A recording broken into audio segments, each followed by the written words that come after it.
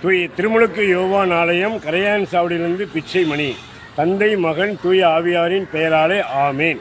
இன்றைய இறைவசனங்கள் எரேமியா நூலிலிருந்து வாசகம். பிரிவு 8, இறை சொற்றொடர்கள் 4 முதல் 7 முடிய. நீ அவர்களிடம் சொல்ல வேண்டியது, ஆண்டவர் இயேசு கூறுவது இதுவே: விழுந்தவன் எழுவதில்லையா? பிரிந்து சென்றவன் திரும்பி வருவதில்லையா?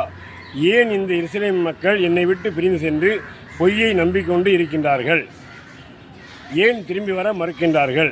நான் செவி சாய்த்தேன், உற்று கேட்டேன், யாவரும் உண்மையை சொல்வதில்லை.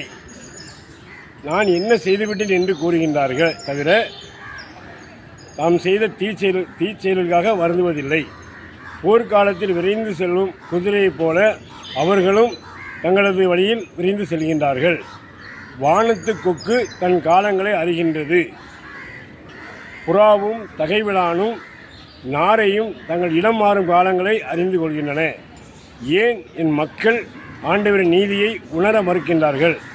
ஆமீன். இயேசுவுக்கே புகழ், இயேசுவுக்கே நன்றி. மரியே வாழ்க.